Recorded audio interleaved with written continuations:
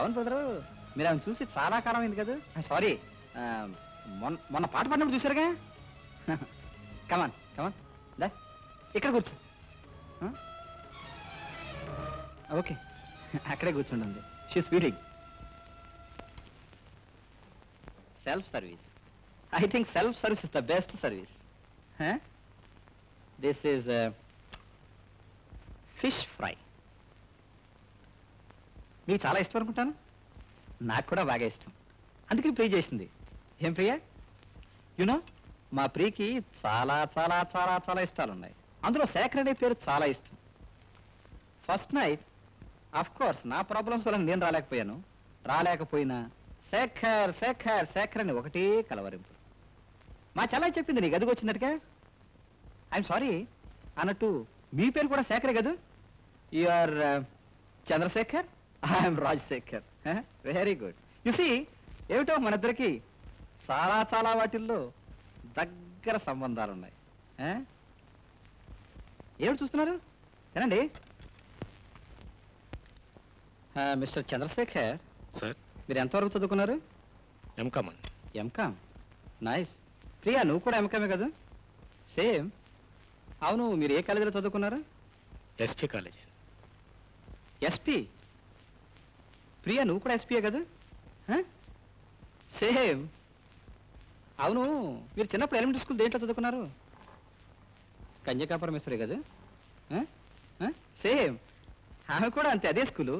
అవును, మీరు ఇంకా పెళ్లి చేసుకోలేదు కదా? లేదు. సేమ్, ప్రియ కూడా అంతే. ఐ మీన్ మా ఇద్దరికి ఇంతవరకు పెళ్ళైనా జస్ట్ కానట్టే లెక్క. ఎందుకంటే ఫస్ట్ నైట్ నాకేదో ప్రాబ్లం వచ్చింది, సెకండ్ నైట్ ఆవిడకి ఏదో ప్రాబ్లం వచ్చింది, ఆ తర్వాత మా ఇద్దరి మధ్య అన్ని ప్రాబ్లమ్స్. ఐఎమ్ సారీ, భోజనానికి పిలిచి ఇవన్నీ మాట్లాడుతున్నాను ఏమనుకోకండి. Please carry on, it's my hobby. ఏం ప్రియా ప్రియా, ఏమిటిది? పెద్ద మనిషిని భోజనానికి పిలిస్తే లేచి వెళ్ళిపోతావా? No no, it's too much, it's too much. I'm so this is three much.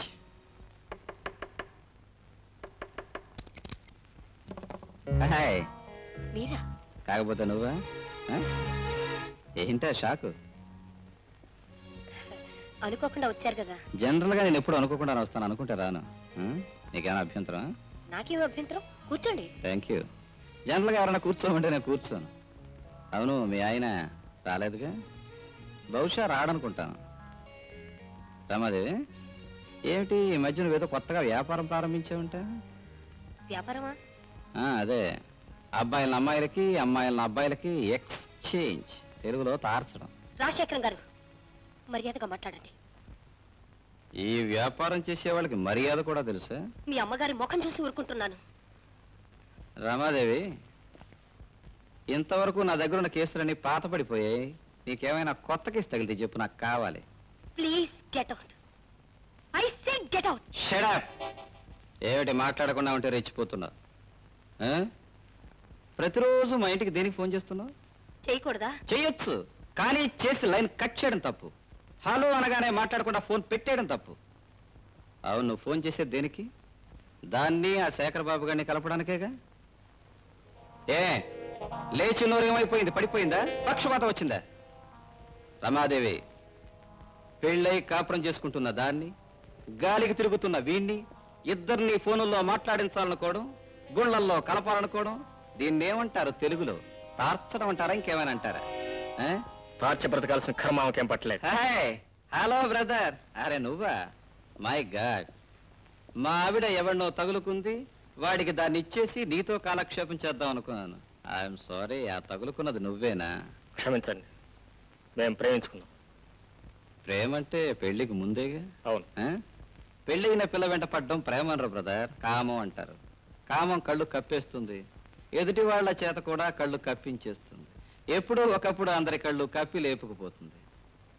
నువ్వు ఆమె వెంట పడితే, అది నాకు తెలిస్తే, ఆ పిల్ల బ్రతుకు ఏమైపోతుంది బ్రదర్?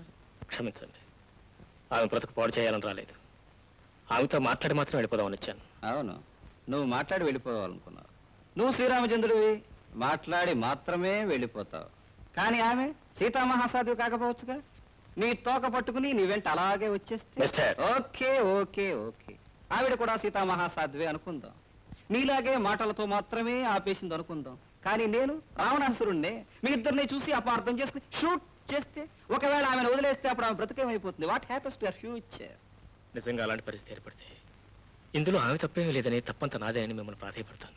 నేను విన్నాం, వినే వరకు వదిలిపెట్టను. అప్పుడు విన్నాం. దెన్ ఆమె నాతో పాటు తీసుకెళ్తాను. I see. నేను కాదంటే ఆమె నీతో పాటు తీసుకువెడతావు. Yes please. ఓకే, తీసుకువెళ్ళి ఏం చేస్తావు? ఈ లోకంలో భర్తలు విడిచిపెట్టిన వాళ్ళు, దిక్కులేని వాళ్ళు ఎంతో మంది ఉన్నారు. వాళ్ళందరికీ ఎవరెవరు ఏ విధంగా ఆశ్రయం ఇస్తున్నారో నేను అలాగే ఇస్తాను. I see. అంటే భర్తను విడిచిపెట్టిన ఆమెను నీ ఆశ్రమంలో, ఐఎమ్ సారీ, నీ ఆశ్రయంలో పెట్టుకుంటావు. పెళ్లి కాని నువ్వు, భర్త లేని ఆమె ఒకే ఆశ్రయంలో ఉంటే మీ ఇద్దరికి అక్రమ సంబంధం ఉందని లోకమంతా కోడై మీ నెత్తినెక్కి కూర్చుంటే అప్పుడేం చేస్తావు? భరిస్తాను. నువ్వు తెగించావు, భరిస్తావు, ఏమైనా చేస్తావు. కానీ ఆమె ఆడదు.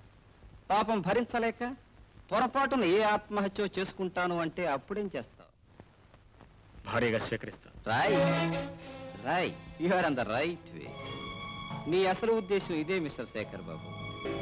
నాకు మీ ఇద్దరి సంగతి తెలిసి నేను రెచ్చిపోయి ఆమెను విడిచిపెడితే ఆమెను తీసుకుపోయి పెళ్లి చేసుకోవాలి అనుకుంటున్నాను.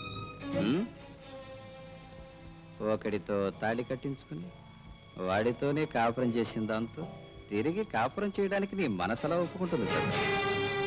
ప్రేమ కళంకం లేదు. ఓ ఐ సీ. అచ్చ తెలుగులో చెప్పాలి అంటే ప్రేమకు ఎంగిలి లేదు. మిస్టర్ శేఖర్ బాబు, నువ్వు ఊహించినంత తేలిగ్గా ఆమెను విడిచిపెట్టను, ఆమెను ఆ ఇంటి నుంచి బయటకు పంపించను. నా వెనుక ఇంత తతంగం జరుగుతుందని తెలిసిన తర్వాత దీనికి కారణం ఏమిటో తెలుసుకోకుండా, పరిష్కారం ఏమిటో ఆలోచించకుండా అంత తేలిక నిర్ణయం తీసుకోను. ఈ నిర్ణయం తీసుకోవడానికి 5 రోజుల గడువు తీసుకుంటున్నాను. ఈలోగా కాలు బయట పెడితే కూలీలు వెడగొడిస్తాను. వస్తా.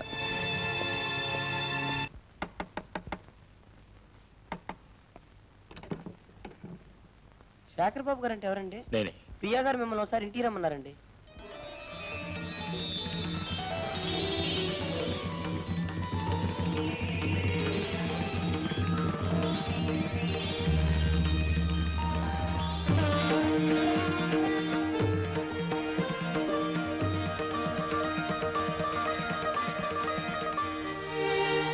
ప్రియా, రమ్మని కబురు చేశావా?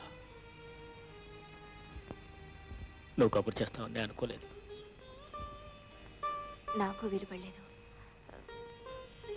ఆయన ఊళ్ళో లేరు. ప్రియా, నిన్ను కలుసుకోవాలని నేను ఈ ఊరొచ్చాను.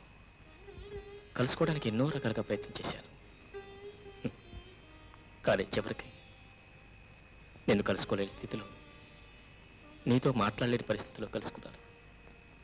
ప్రియా, నేను కలుసుకోవాలని నేను ఈ ఊరొచ్చాను. కలుసుకోవడానికి ఎన్నో రకాలుగా ప్రయత్నం చేశాను. కానీ చివరికి నిన్ను కలుసుకోలేని స్థితిలో, నీతో మాట్లాడలేని పరిస్థితిలో కలుసుకున్నాను. ప్రియా, నిన్ను కావాలని నేను దూరం చేసుకున్నాను అనుకుంటున్నావా? వద్దు బావా, ఇంకేం చెప్పద్దు. ఆ వివరాలన్నీ నాకు తెలుసు. బావా, నువ్వు నాకు సాయం చేస్తావా? చెప్ప్రియా. చేస్తానంటే చెప్తాను. చేస్తాను చెప్ప్రియా. నువ్వు ఇంకెప్పుడు నాకు కనిపించద్దు. ప్రియా, నేను ఎక్కడుంటే నీ సంసారం చెడిపోతుందన్నా, నీ మనసు నలిగిపోతుందన్నా నేను వెళ్ళిపోతాను. కానీ ఒక్క నిజం మాత్రం చెప్పు, పెళ్ళైన దగ్గర నుంచి ఇప్పటి వరకు ఇద్దరు కలిసి కూర్చుని 10 నిమిషాలనే మాట్లాడుకోగలిగారా? అసలు నీ మొదటి రాత్రి అతని ఇంటికి వచ్చాడా? చెప్పు చెప్ప్రియా. మరైతే ఎందుకు అతనితో కాపురం చేయాలనుకుంటున్నావు? ఇంకా ఎందుకు ఇల్లు పట్టుకుని ప్రాకులాడాలనుకుంటున్నావు? ఎందుక? పెళ్లి చేసుకున్నందుకు. పెళ్లి చేసుకునేది ఇలా నరకం అనిపించడానికి కాదు ప్రియా. పెళ్లి చేసుకునేటప్పుడు ఇష్టం ఉన్నా లేకపోయినా కనీసం పెళ్లి చేసుకున్న తర్వాతైనా సుఖంగా కాపురం చేయాలి. ఆ సుఖం లేనప్పుడు అది పెళ్లి కాదు, చేసేది కాపురం కాదు. ప్రియా, నీకు వచ్చేసే ధైర్యం ఉంటే నాకు నేను పెళ్లి చేసుకునే ధైర్యం ఉంది.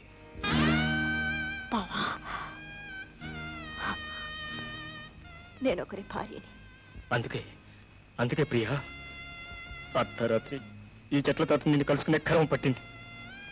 ప్రియా, ఈ లోకంలో ఎంతో మంది పెళ్లిళ్ళు చేసుకుంటున్నారు. ఇష్టం లేకపోతే విడాకులు ఇచ్చుకుంటున్నారు, తిరిగి పెళ్లిళ్ళు చేసుకుంటున్నారు. అంటే నన్ను కూడా అలా చేయమంటావా? ఏం తప్ప ప్రియా? ఏ తప్పు చేయకుండా తప్పు చేసిందల్లా బయటికి కింటించుకోవడం మంచిదే, లేకపోతే నీ అంతటి నువ్వే బయటికి రావడం మంచిదే.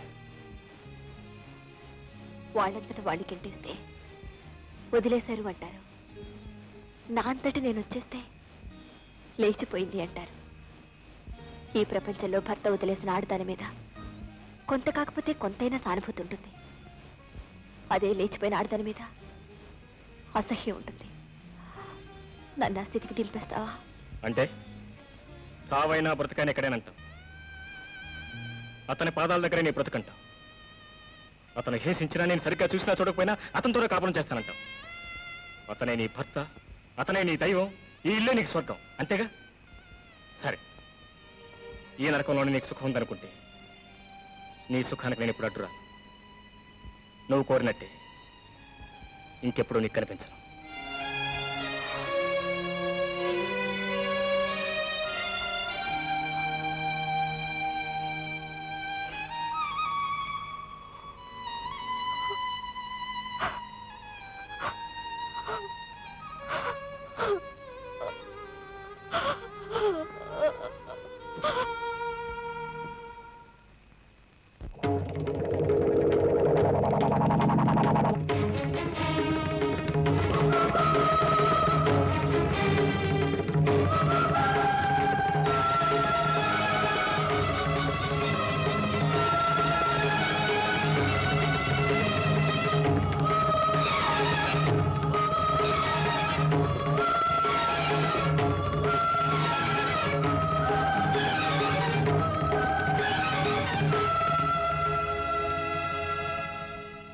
నేను ఊరికి వెళ్ళలేదు.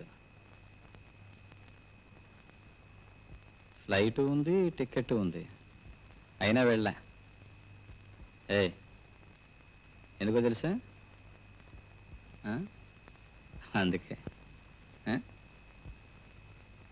అవును, నువ్వు రామాయణం చదువుకున్నావా? అందులో రావుణ్ణి కైకి అడవికి వెళ్ళమంది, రావుణ్ణి మాత్రమే వెళ్ళమంది. రావుడు మాత్రమే వెళ్ళాడా? పోతూ పోతూ సీతను కూడా పట్టుకుపోయాడు. ఎందుకు పట్టుకుపోయాడు తెలుసా? 14 సంవత్సరాల తర్వాత ఆయన తిరిగి వచ్చేసరికి ఈవిడ ఎలా ఉంటుందో, ఎక్కడ ఉంటుందో భయం వేసి పట్టుకుపోయాడు. అంత క్యారెక్టర్ ఉన్న రావుడికి అంత భయం వేస్తే క్యారెక్టర్ లేని నాకెంత డౌట్ ఉండాలంటావు? అందుకోసమే జస్ట్ బొంబాయి పెడుతున్నాను. నేను చిన్న టెస్ట్ పెట్టాను, పుట్టుకుని పడిపోయావు. అవును, అతను ఎవరు? మీ బావా? అవును, బావ అయితే నువ్వు చెప్పొచ్చుగా. హాయిగా మన బంగ్లాలో ఉండేవాడు, నీ రూమ్ పక్కనే ఒక రూమ్ ఒకటి ఇచ్చేవాడిని, నీ బెడ్రూమ్కి ఆ రూమ్కి చిన్న కనెక్షన్ పెట్టేవాడిని. అప్పుడు నేను ఇలా ఊరికి వెళ్తానని అబద్ధం చెప్పాల్సిన అవసరం ఉండేది కాదు. నువ్వు ఇలా చెట్లు చాటం తంటారపడాల్సిన కర్మ ఉండేది కాదు.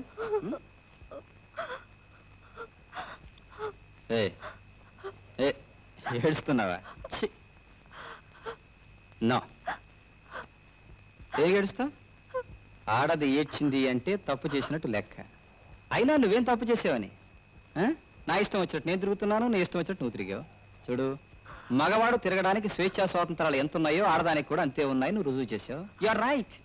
ఎవడో రాశాడు, మగవాళ్ళు చాలా ధైర్యవంతులు, ఆడవాళ్ళు పిరికి వాళ్ళు అని. పాపం పిచ్చి సన్నాసి. అసలు ఆడవాళ్ళకున్న ధైర్యం మగాళ్ళకి ఎక్కడుంది? చూడు, నేను తాగుతానని తెలుసు, తిరుగుతానని తెలుసు. నాకు పెళ్లి కానప్పుడు, మామ ఇంట్లో లేనప్పుడు ఒక్క ఆడపిల్లను గుమ్మం దాకా తీసుకొచ్చే ధైర్యం నాకు లేకుండా పోయింది. కానీ నీకు పెళ్ళై మొగుడు ఉండగా, అత్తగారి ఇంట్లో ఉండగా డైరెక్ట్ గా మగాన్ని ఇక్కడికే తీసుకొచ్చేసావు, మాట్లాడి పంపించేసావు. ధైర్యం నీకుందంటావా, నాకుందంటావా? చూడు, మగవాడి ధైర్యం నాలుక మీదే ఉంటుంది, ఆడదాని ధైర్యం గుండెల్లో ఉంటుంది. ఏమిటి సైలెంట్ గా వెళ్ళిపోతే ఏ తప్పు చేయనట్ట? చేసిన పాపం అంతా కాశీకి పోయినట్ట? చూడు, నీ గురించి నాకు బాగా తెలుసు, నీ గతం అంతా నాకు బాగా తెలుసు. అతను వచ్చింది నీకోసమేనని నాకు తెలుసు. అతను ఈ బంగ్లా చుట్టూ తిరుగుతూ పాటలు పాడుతున్నది కూడా నీకోసమేనని నాకు తెలుసు. వాడిని ఆ టీచర్ అమ్మ ఇంట్లో పెట్టుకున్నది కూడా నీకోసమేనని నాకు తెలుసు. ఆ టీచర్ అమ్మ ఇంటికి వచ్చేది మీ ఇద్దరిని కలపడం కోసమేనని కూడా నాకు బాగా తెలుసు. ఏదో ఒక రోజున నువ్వు వాడితో లేచిపోతావని కూడా నాకు తెలుసు. అందుకే మీ ఇద్దరికి ఈ మీటింగ్ ఏర్పాటు చేశాను. ఎలా లేచిపోతారో తెలుసుకుందామని ఈ మీటింగ్ ఏర్పాటు చేశాను. ఒకవేళ లేచిపోతూ ఉంటే అది చూసి మీ ఇద్దరిని కాల్ చేయాలని రివాల్వర్ కూడా సిద్ధం చేశాను. దీన్ని ఉపయోగించి సంవత్సరం అయింది. ఆ? కానీ నాకెందుకో మీ ఇద్దరిని చంపాలనిపించడం లేదే. ఎందుకంటే తీసుకుపోవడానికి వాడికి ధైర్యం లేదు, లేచిపోవడానికి నీకు ధైర్యం లేదు. అలా అని మీ ఇద్దరిని ఏమి చేయకుండా వదిలేస్తానని కూడా అనుకోవద్దు. నాకు తాగితే తప్ప ఏ ఆలోచన రాదు. ఆలోచన రావాలంటే తాగాలి. అందుకని ఇప్పటి నుంచి మొదలు పెడతాను తాగడం. తెల్లవారే వరకు తాగుతాను. తాగిన తర్వాత ఆలోచిస్తాను ఏం చెయ్యాలనేది, ఎలా చెయ్యాలనేది. ఈలోగా నువ్వు పారిపోవాలనో చావాలనో ప్రయత్నం చేసేవనుకో, చూడు బాగుండు. కళ్ళు చూసు. ఆ అమ్మ నేను కొట్టాననుకుంటుంది. వెళ్ళు. భోంచేయలేదుగా? భోంచే. ఉదయం దాకా టైం ఉంది కదా, ఆ తర్వాత కదా మీ ఇద్దరిని ఏం చేయాలనేది. Don't worry. వెళ్ళు వెళ్ళు.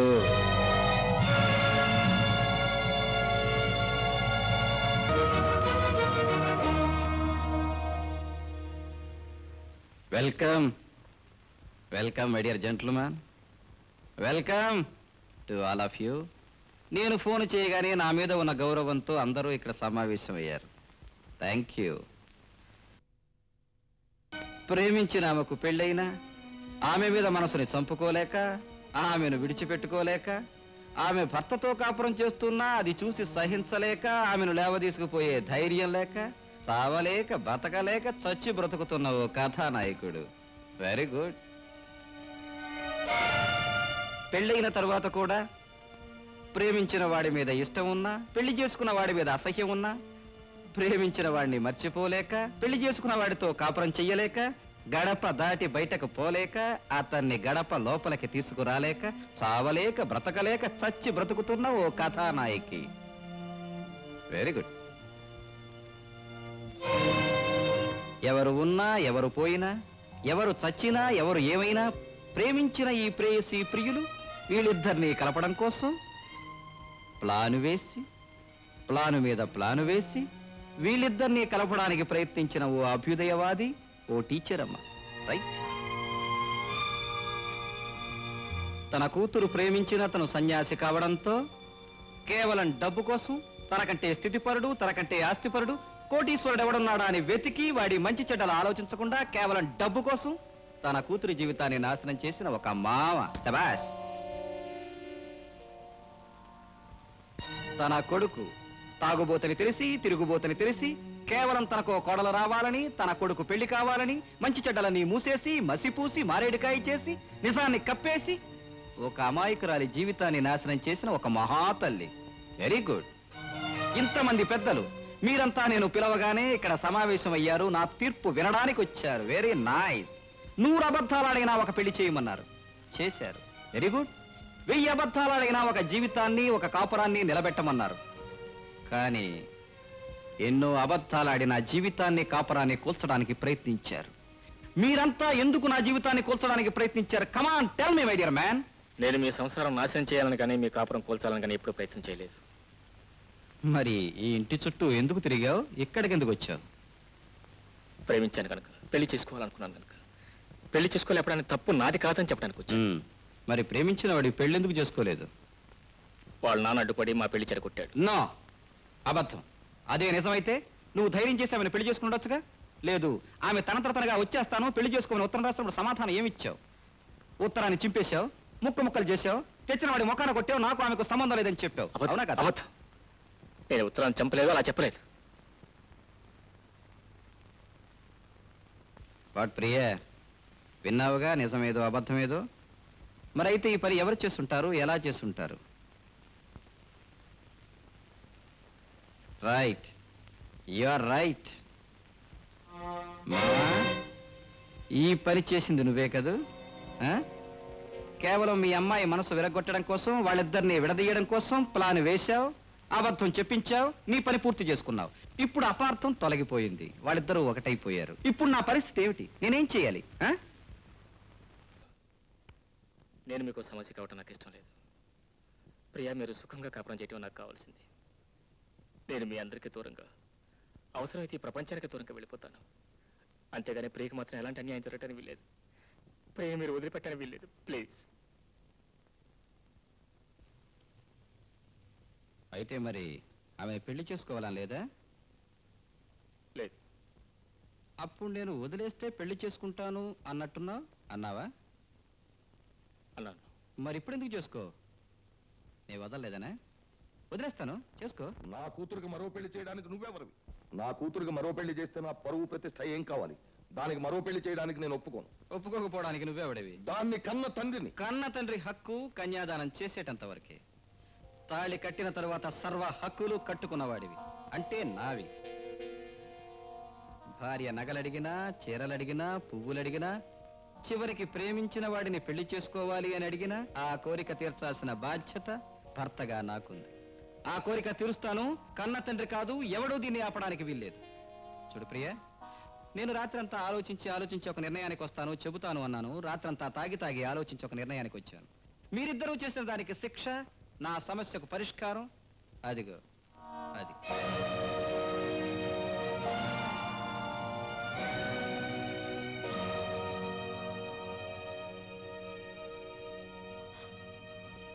కమాన్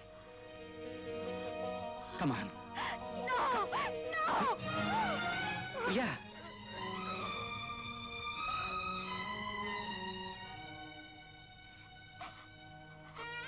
ప్రియా, నా గురించి నువ్వు ఆలోచించొద్దు. తెలియక చేసిన నా జీవితంలో చాలా మంది ఆడపిల్లల జీవితాలు నాశనం చేశాను. అందుకే తెలిసి నీ జీవితాన్ని నాశనం చేయకూడదని నిర్ణయించుకున్నాను. చూడు, మీరిద్దరూ ప్రేమించుకున్నారని, మీకిద్దరికి చిన్నప్పుడే పెళ్ళయిందని మన పెళ్ళైన తరువాత నాకు తెలిసింది. అందుకే ఎన్నాళ్ళు నీకు దూరంగా ఉన్నాను. నీ మనసు తెలుసుకోవడానికి ప్రయత్నించాను. నీకు అతనే సరైన మనిషి. నాతో కాపురం చేయలేవు, నాతో సుఖపడలేవు. నువ్వు అతన్నే పెళ్లి చేసుకో. వద్దండి, వద్దు. ప్రియ, నువ్వు అతన్ని ప్రేమించావు, పెళ్లి చేసుకోవాలనుకున్నావు. మరి ఇప్పుడు ఎందుకు చేసుకో? నేను మీకు భార్యనండి. నిజమే, కానీ మన ఇద్దరి మధ్య ఇంతవరకు ఆ సంబంధం లేదు. లేకపోవచ్చు, కానీ మీరు నాకు తాళి కట్టిన భర్త. అంటే నీకు నాకు మధ్య ఉన్న సంబంధం ఇదేగా? నేను కట్టిన తాళ్లేగా? నా చేతులతో వేసిన 3 ముళ్ళేగా? ఈ 3 ముళ్ళు నా చేతులతోనే తెంచేస్తాను. మన సంబంధం కూడా తెగిపోతుంది. వద్దు. ఏ? ఆడపిల్లకి తాళి వేసేది ఒక్కసారి, తీసేది ఒక్కసారి. ఓ, ఆడదానికి తాళి వేసేది ఒక్కసారే పెళ్ళప్పుడు, తీసేసేది ఒక్కసారే బొట్టు పోయినప్పుడు.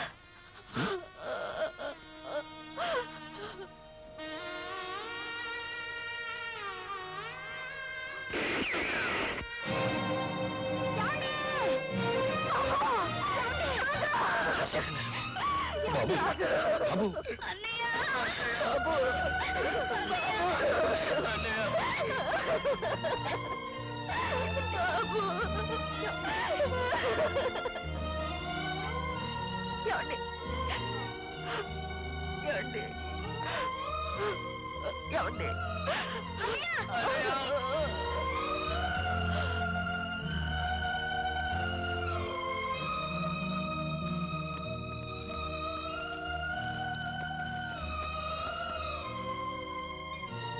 ప్రియా, సాంప్రదాయాలు మంచివే, కానీ ఆ సాంప్రదాయాలు జీవితాన్ని నాశనం చేయకూడదు. నన్ను, నా ప్రవర్తనని అసహించుకుని ఎప్పటికైనా నన్ను విడిచిపెట్టి వెళ్ళిపోతావని, అతన్ని పెళ్లి చేసుకుంటావని ఎదురు చూశాను. కానీ నీలో ఉన్న సాంప్రదాయం, అతనిలో ఉన్న సంస్కారం ఆ పని చేయనివ్వలేదు. నేను బ్రతుకున్నంతకాలం మీరు ఒకరినొకరు కలుసుకోలేరు. అందుకే నేను వెళ్ళిపోతున్నాను. కేవలం ఇద్దరిని కలపడానికే వెళ్ళిపోతున్నాను. నేను వెళ్ళిన తర్వాత కూడా మీరిద్దరూ కలుసుకోకపోయినా, పెళ్లి చేసుకోకపోయినా నాకు అన్యాయం చేసినట్టే లెక్క. ఒకవేళ మళ్ళీ పెళ్లి చేసుకోవడం సాంప్రదాయం కాదు అనుకోవచ్చు. నిజం చెప్పాలి అంటే నాదే మళ్ళీ పెళ్లి. దైవ సాన్నిధ్యంలో ఊహు తెలియని రోజుల్లో మీరు ఒకరికొకరు మార్చుకున్న దండలు, ఒకరికొకరు తెలియకుండా చేసుకున్న పెళ్లి, అదే నిజమైన స్వయంవరం, అదే నిజమైన పెళ్లి. అందుకే మీరు నిజమైన దంపతులు.